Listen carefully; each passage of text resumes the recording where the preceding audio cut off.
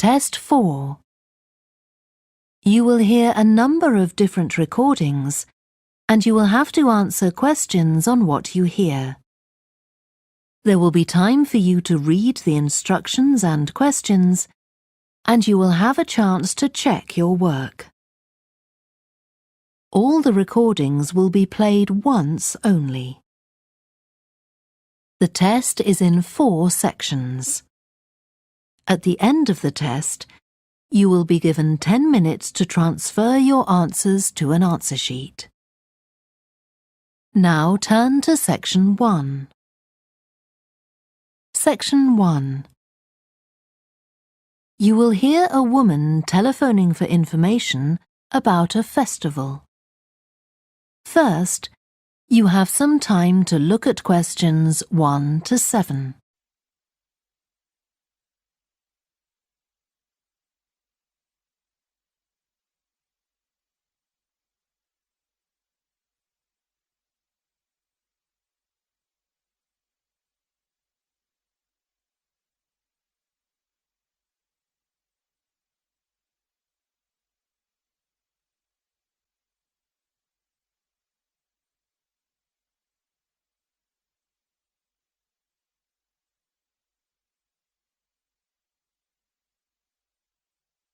You will see that there is an example that has been done for you. On this occasion only, the conversation relating to this will be played first. Good morning, Stretton Festival box office. How can I help you? Oh, hello. My family and I are on holiday in the area, and we've seen some posters about the festival this week. Could you tell me about some of the events, please? Of course.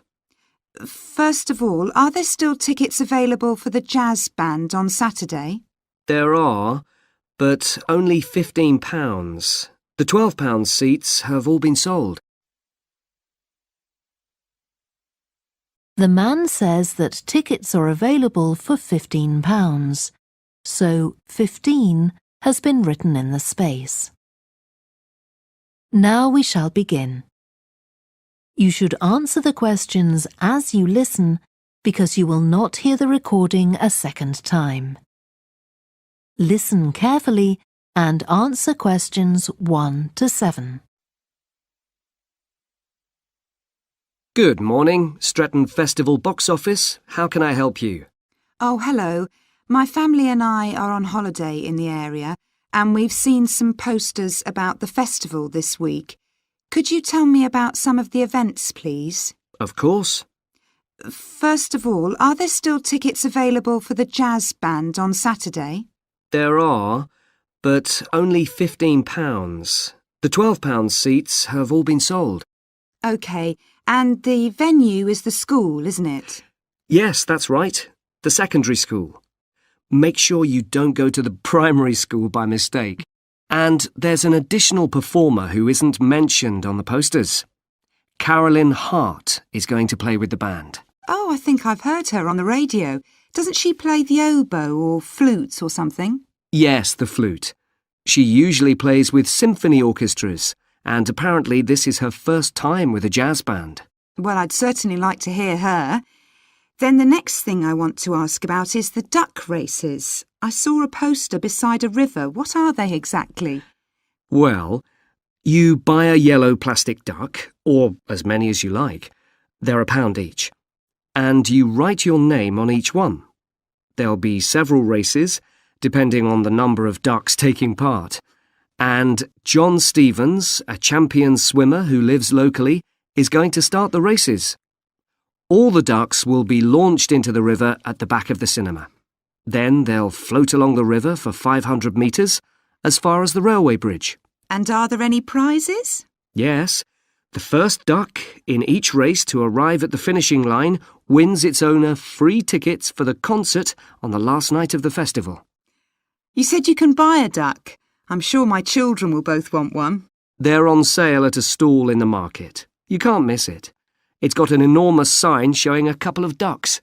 OK, I'll go there this afternoon. I remember walking past there yesterday. Now, could you tell me something about the flower show, please? Well, admission is free and the show is being held in Bythwaite Hall. Sorry, how do you spell that? Bythwaite.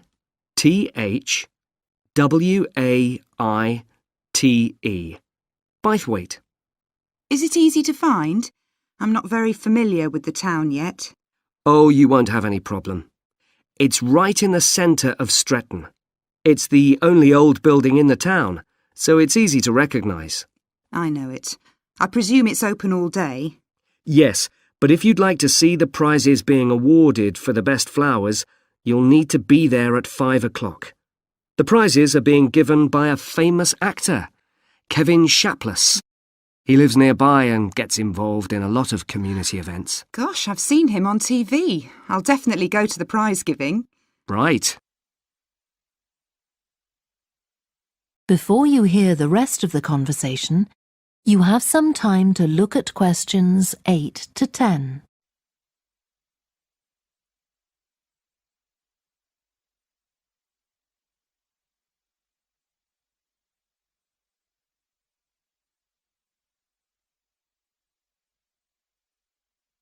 Now listen and answer questions 8 to 10.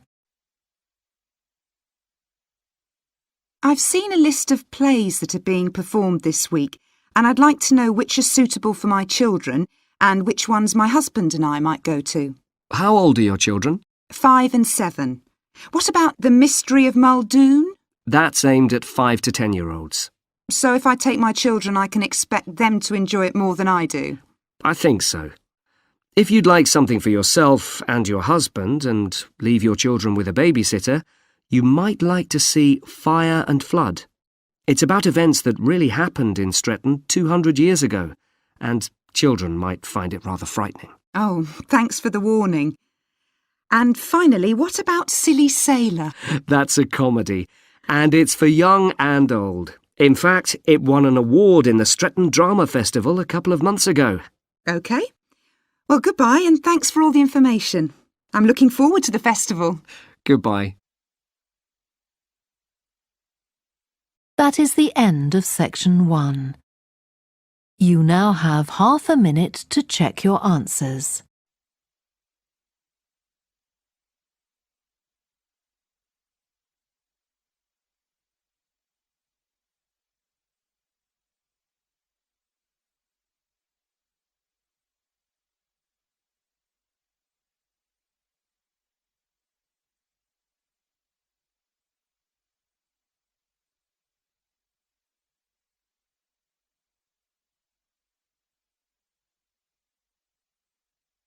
Now turn to section 2.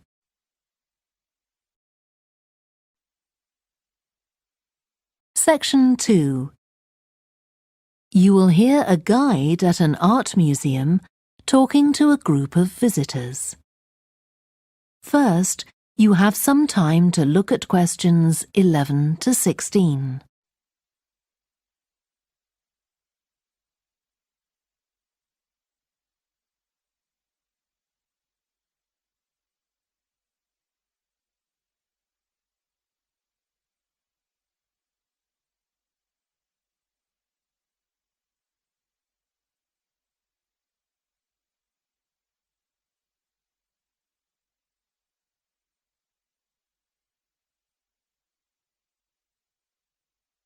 Now listen carefully and answer questions 11 to 16.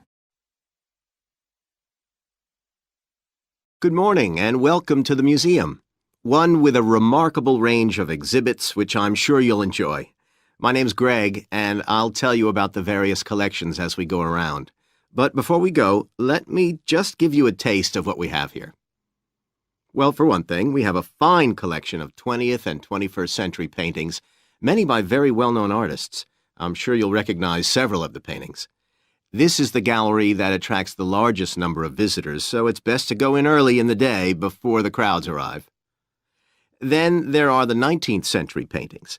The museum was opened in the middle of that century, and several of the artists each donated one work to get the museum started, as it were. So they're of special interest to us. We feel closer to them than to other works. The sculpture gallery has a number of fine exhibits, but I'm afraid it's currently closed for refurbishment. You'll need to come back next year to see it properly, but a number of the sculptures have been moved to other parts of the museum. Around the World is a temporary exhibition. You've probably seen something about it on TV or in the newspapers. It's created a great deal of interest because it presents objects from every continent and many countries and provides information about their social context, why they were made, who for, and so on.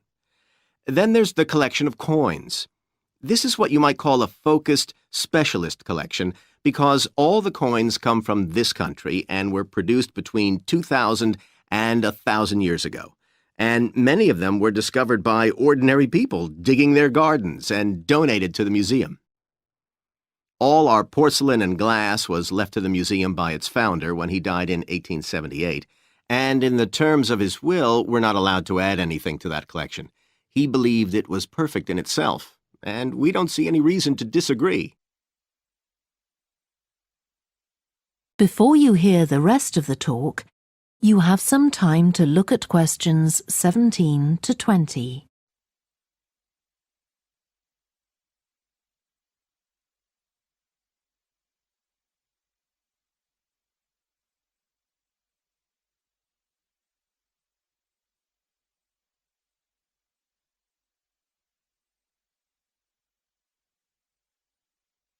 Now listen and answer questions 17 to 20. Okay, that was something about the collections, and now here's some more practical information, in case you need it. Most of the museum facilities are downstairs in the basement, so you go down the stairs here.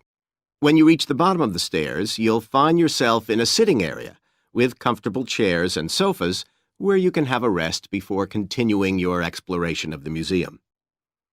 We have a very good restaurant which serves excellent food all day in a relaxing atmosphere. To reach it, when you get to the bottom of the stairs, go straight ahead to the far side of the sitting area, then turn right into the corridor. You'll see the door of the restaurant facing you. If you just want a snack or if you'd like to eat somewhere with facilities for children, we also have a cafe. When you reach the bottom of the stairs, you'll need to go straight ahead, turn right into the corridor, and the cafe is immediately on the right. And talking about children, there are baby-changing facilities downstairs. Cross the sitting area, continue straight ahead along the corridor on the left, and you and your baby will find the facilities on the left-hand side. The cloakroom, where you should leave coats, umbrellas, and any large bags, is on the left-hand side of the sitting area.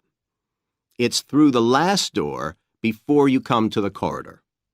There are toilets on every floor, but in the basement, they're the first rooms on the left when you get down there. Okay, now if you've got anything to leave in the cloakroom, please do that now, and then we'll start our tour. That is the end of section 2. You now have half a minute to check your answers.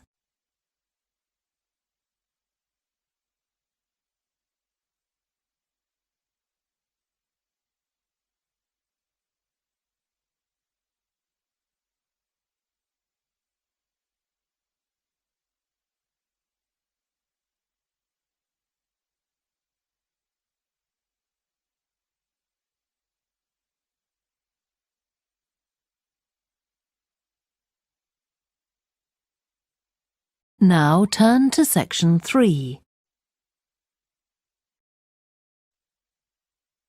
Section 3.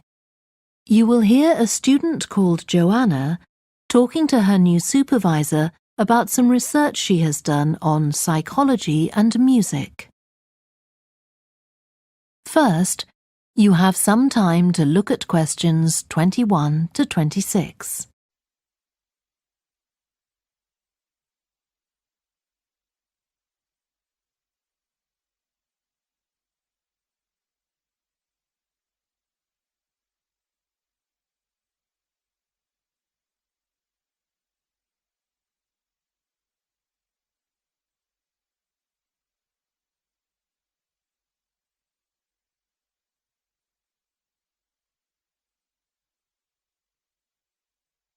Now listen carefully and answer questions 21 to 26. Hi, Joanna. Good to meet you. Now, before we discuss your new research project, I'd like to hear something about the psychology study you did last year for your master's degree. So, how did you choose your subjects for that?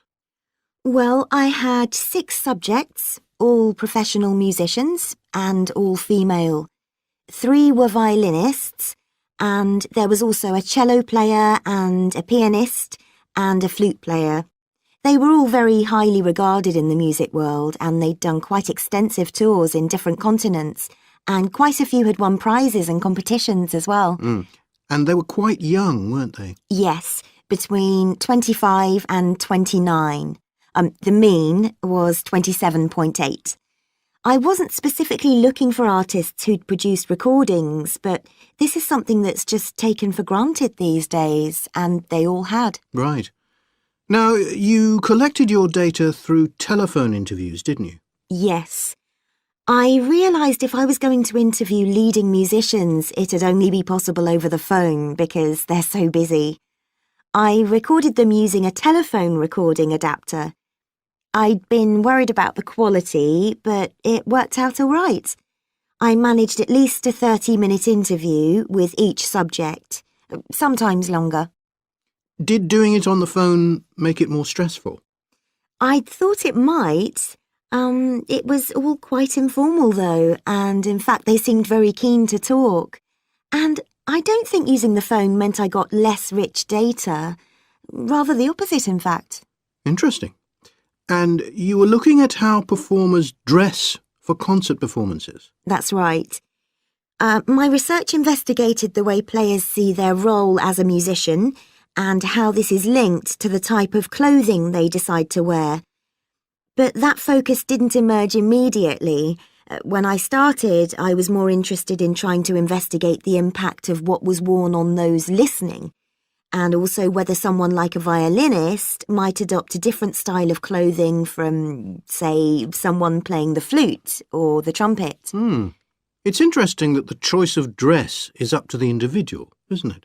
Yes, you'd expect there to be rules about it in orchestras, but that's quite rare. Before you hear the rest of the discussion, you have some time to look at questions 27 to 30.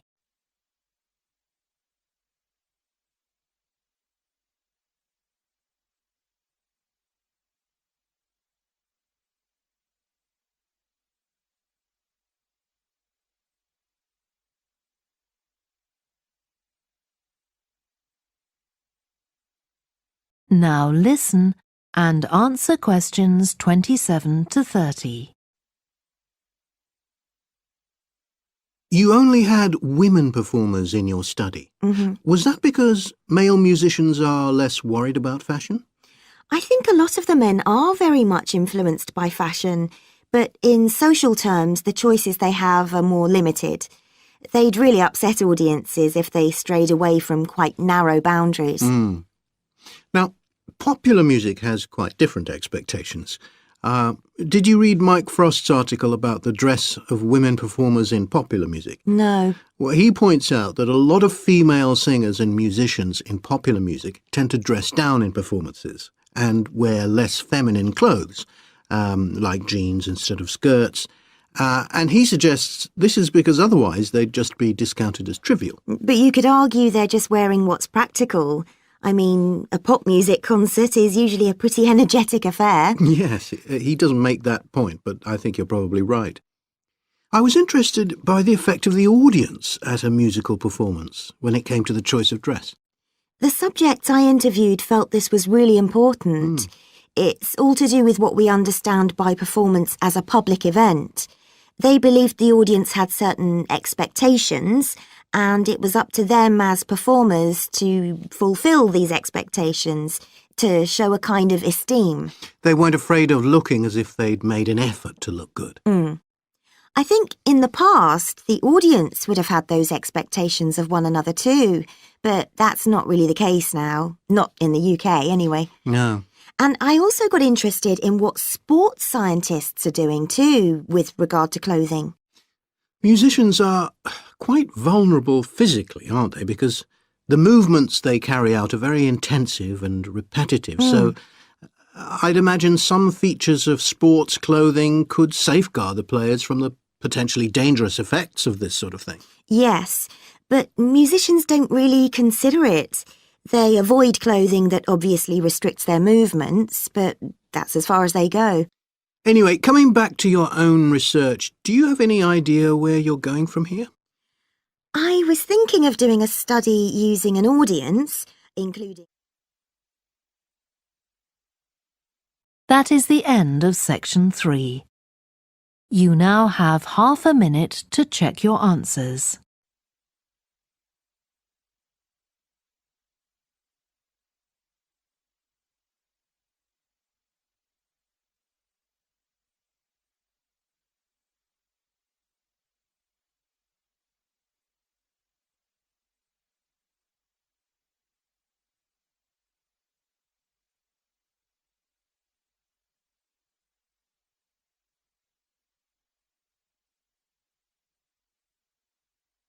Now turn to section 4.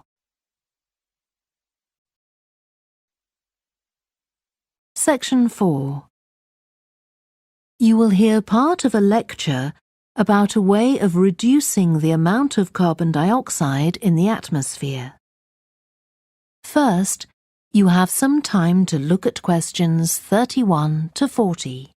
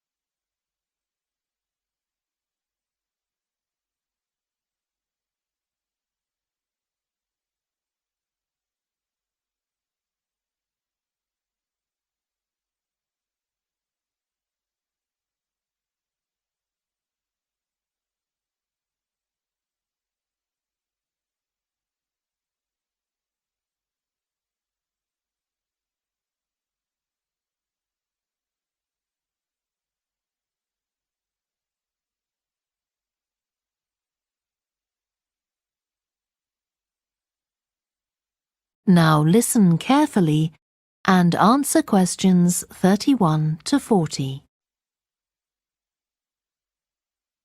As we saw in the last lecture, a major cause of climate change is the rapid rise in the level of carbon dioxide in the atmosphere over the last century. If we could reduce the amount of CO2, perhaps the rate of climate change could also be slowed down. One potential method involves enhancing the role of the soil that plants grow in with regard to absorbing CO2. Ratan Lal, a soil scientist from Ohio State University in the USA, claims that the world's agricultural soils could potentially absorb 13% of the carbon dioxide in the atmosphere, the equivalent of the amount released in the last 30 years, and research is going on into how this might be achieved. Lal first came to the idea that soil might be valuable in this way, not through an interest in climate change, but rather out of concern for the land itself and the people dependent on it. Carbon-rich soil is dark, crumbly and fertile and retains some water. But erosion can occur if soil is dry, which is a likely effect if it contains inadequate amounts of carbon. Erosion is of course bad for people trying to grow crops or breed animals on that terrain. In the 1970s and 80s, Lal was studying soils in Africa so devoid of organic matter that the ground had become extremely hard, like cement. There he met a pioneer in the study of global warming who suggested that carbon from the soil had moved into the atmosphere. This is now looking increasingly likely. Let me explain. For millions of years, carbon dioxide levels in the atmosphere have been regulated in part, by a natural partnership between plants and microbes, tiny organisms in the soil. Plants absorb CO2 from the air and transform it into sugars and other carbon-based substances. While a proportion of these carbon products remain in the plant, some transfer from the roots to fungi and soil microbes, which store the carbon in the soil. The invention of agriculture some 10,000 years ago disrupted these ancient soil-building processes and led to the loss of carbon from the soil. When humans started draining the natural topsoil and ploughing it up for planting, they exposed the buried carbon to oxygen. This created carbon dioxide and released it into the air. And in some places, grazing by domesticated animals has removed all vegetation, releasing carbon into the air. Tons of carbon have been stripped from the world's soils, where it's needed, and pumped into the atmosphere. So, what can be done? Researchers are now coming up with evidence that even modest changes to farming can significantly help to reduce the amount of carbon in the atmosphere. Some growers have already started using an approach known as regenerative agriculture. This aims to boost the fertility of soil and keep it moist through established practices. These include keeping fields planted all year round and increasing the variety of plants being grown. Strategies like these can significantly increase the amount of carbon stored in the soil, so agricultural researchers are now building a case for their use in combating climate change.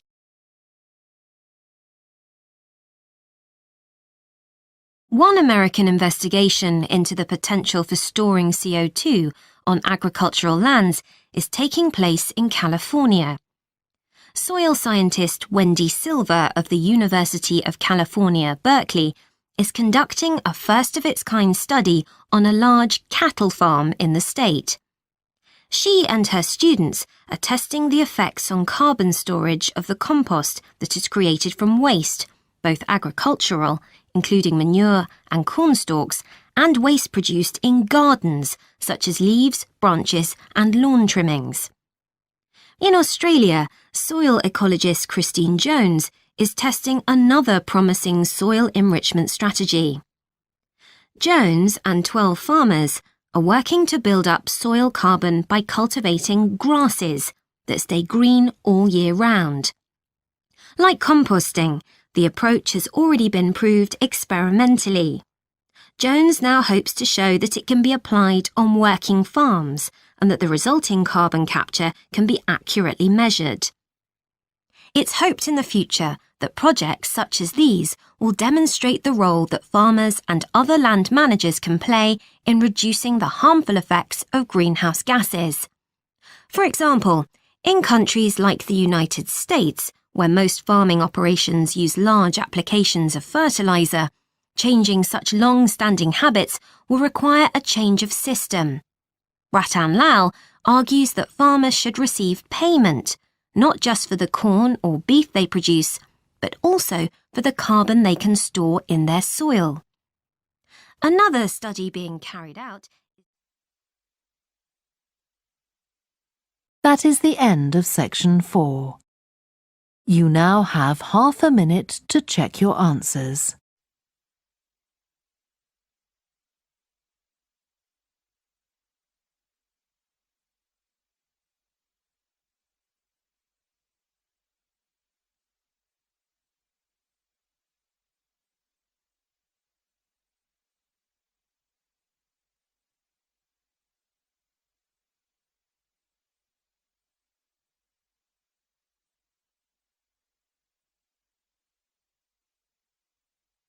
That is the end of the listening test. You now have 10 minutes to transfer your answers to the answer sheet. Please stop writing and wait for your question booklet to be collected.